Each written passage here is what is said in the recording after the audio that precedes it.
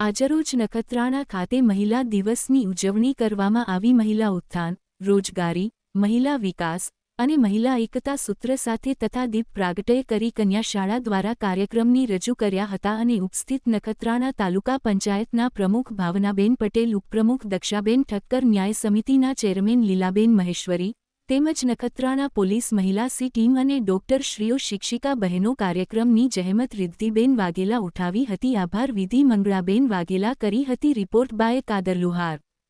આજે આપણે અહીં આંતરરાષ્ટ્રીય મહિલા દિવસ ઉજવવા માટે ભેગા થયા છીએ, જે મહિલાઓના અધિકારો, સમાનતા અને સમાજમાં તેમનું મહત્વ ઉજાગર કરવા માટે ઉજવવામાં આવે છે।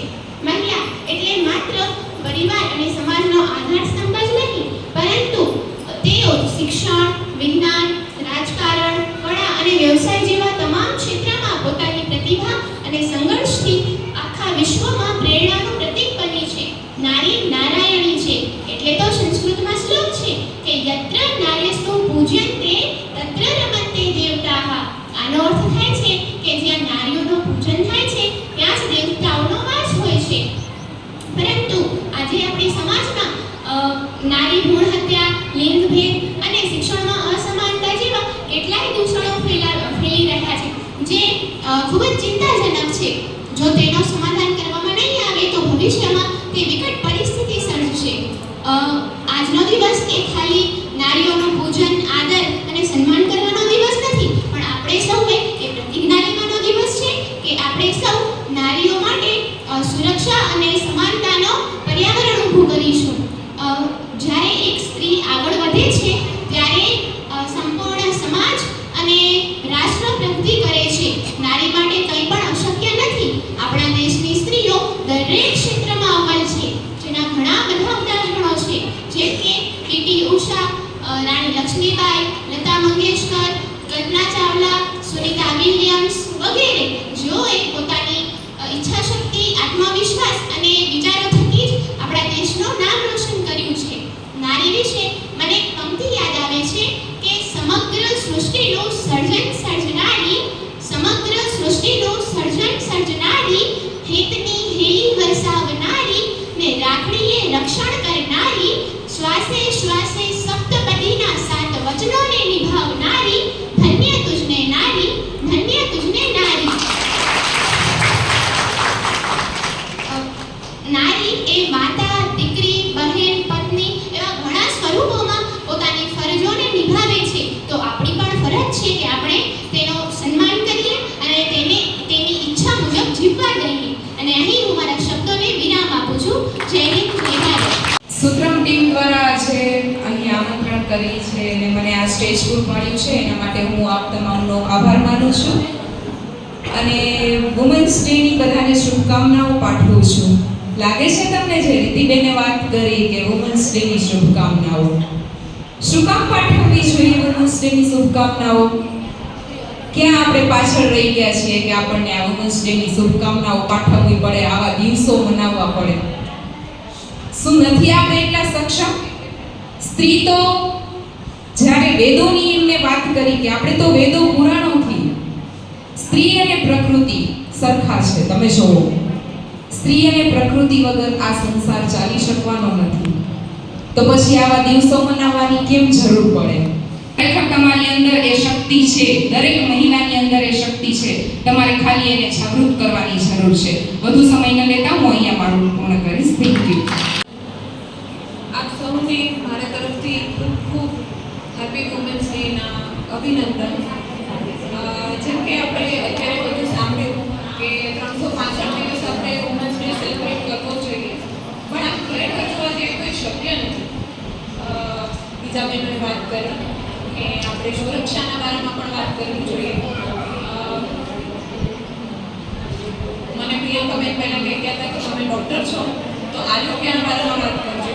હવે આરોગ્યના બારામાં આપણે વાત કરી શકીએ, પણ એ ખૂબ લાંબો ટોપિક થઈ જાય।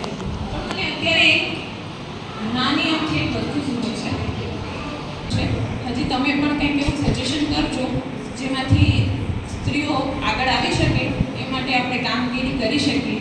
હજી ઘણું આગળ વધવાનું છે, તો તમારા સજેશનની અપેક્ષા રહેશે। અને આજનો દિવસ આપણે ખૂબ સરસ રીતે જઈ રહ્યો છે, માટે આપણે ખૂબ ખૂબ આભાર. અસ્તુ. हार्दिक स्वागत करूँ छूँ. सन 57 में चमक उठी तलवार वह पुरानी थी, खूब लड़ी मर्दानी वो तो झांसी वाली रानी थी, खूब लड़ी मर्दानी वो तो झांसी वाली रानी थी. આપણે બધી ભારતની આર્ય નારી જ્યારે ભેગી થઈ હોય ત્યારે પેલી કહેવત છે ખબર છે ને કે જનની જાણતો ભગત જાણ, જનની જાણતો ભગત જાણ, કા દાતા ને કા સૂર, નહીતર રહેજે તું વાંજણી પણ મતને ગુમાવીશ નૂર. એટલે કે આપણે આપણો નૂર જતો નથી કરવાનું. એના માટે આજે અમે અહીંયા જે બહેનો આવે છે એમાંથી કાયદાકીય જ્ઞાન તો બીજા હેન્સીબેન આપ છે. આપણે બીજું કંઈક જીવનલક્ષી આજે શીખીશું, જેમ કે આત્મહત્યા રોકવાના પ્રયાસો. આપણા બાળકો ધોરણ 10 બોર્ડની પરીક્ષા આપતા હોય છે ને ત્યારે એમના ઉપર ખૂબ માનસિક તણાવ હોય છે. એ આપણે એક નાનકડા ઉદાહરણ દ્વારા લડતો નથી અને અડગ મનના માનીને હિમાલય પણ લડતો નથી. તો એવું કાંઈ હોય અમારા લાયક કંઈ પણ કામ હોય તો તમે પોલીસ સ્ટેશનનો અમારો સી ટીમનો સંપર્ક કરી અમને પણ ગમશે. અમે તમારી હંમેશા સાથે જ છીએ. અસ્તુ. જય હિન્દ, જય ભારત. તમે બધા આજે અહીંયા તમારો સમય આપીને આવ્યા, આટલા ધ્યાનથી તમે સાંભળતા હતા. હું જોતી હતી બધા પણ જ્યારે બધા બોલતા હતા તો બધા એકદમ કન્ટિન્યુ ઇન્ટરેક્ટ કરતા હતા, કોઈ મિસ નહોતું કરતું. બધાએ બહુ સારી વાતો, બધાએ ઓલરેડી તમને બધું સારું કહી દીધું છે. તમે પોતે પણ એટલા જાગૃત છો.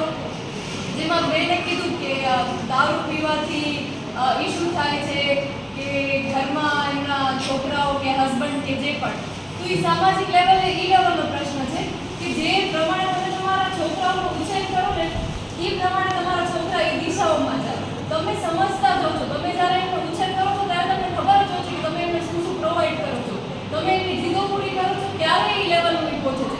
અમે એમ ઈચ્છીએ છીએ કે પોલીસ પાસે એવા પ્રશ્નો જ ઓછા આવે કે મહિલાઓ હેરાન થાય છે કે કોઈ એમને દારૂ પીને કે એમના પતિ કે એમના દીકરા કે એમના સંતાનોને પરેશાન કરે છે. એ લેવલનો પ્રશ્ન ના આવે. આપણે એ ટાઈપનો એક સમાજ બનાવવાની જરૂર છે કે તમને એ જરૂર જ ના પડે. તમે જ્યારે તમારા સંતાનનો ઉછેર કરો છો, માતાના હાથમાં વધારે હોય છે, પપ્પા કરતાં વધારે મમ્મી પાસે બાળકનો ઉછેર વધારે થાય છે, બરાબર? તો તમે પોતાના સંતાનોને એ રીતે ગાઈડ કરો એ જરૂર હોય છે. એના સિવાય તો આપણે કંઈ થવાનું જ નથી. એ પ્રમાણેનું છે. એટલે બધા ક્ષેત્રોમાં મહિલા એટલી જ આગળ છે. તો પોતાની રીતે સક્ષમ બનો, કોમ્પિટિટિવ એક્ઝામમાં ધ્યાન આપો, વાંચો, ભણો અને પોલીસ લાયક કોઈ પણ કામ હોય તો પોલીસ પાસે આવવામાં સંકોચ મહેસૂસ નહીં કરો. હવે સૌપ્રથમ અત્ર યજમાન તથા સર્વ મહિલાઓ તમારો આંતરરાષ્ટ્રીય મહિલા દિવસ નિમિત્તે તમે અહીંયા શું આવ્યા એના બદલ ખૂબ ખૂબ આભાર અને તમને તમામને મહિલા દિવસની ખૂબ ખૂબ શુભેચ્છાઓ. હું નખત્રાણા પોલીસ ટીમ વતી રૂપાલી હેન્સી તમારું હાર્દિક સ્વાગત કરું છું. હવે સૌપ્રથમ મહિલા જાગૃત તો છે પણ મહિલા અમુક બાબતે જાગૃત નથી, જેવી રીતે કાયદાકીય જ્ઞાન ઓછું હોય છે. તો આજે હું તમને થોડી પોલીસ વિશેની વાત કરીશ. પોલીસની હેલ્પલાઇન નંબર તો તમને કદાચ ખબર જ હશે. છોકરીઓને ખબર છે કેટલી છે હેલ્પલાઇન નંબર? 100. એવી રીતે મહિલા માટે અલગથી હેલ્પલાઇન નંબર આપ્યા છે 181 જેને આપણે મહિલા અભિયાન તરીકે વાપરીએ છીએ. હવે એનામાં એવું છે કોઈ દિવસ બારે આવતું નથી, તો એનામાં કોઈ સંકોચ કરવાનું નહીં. અને પોલીસ તમારો મિત્ર જ છે અને તમે પોલીસ સ્ટેશન આવી શકો છો.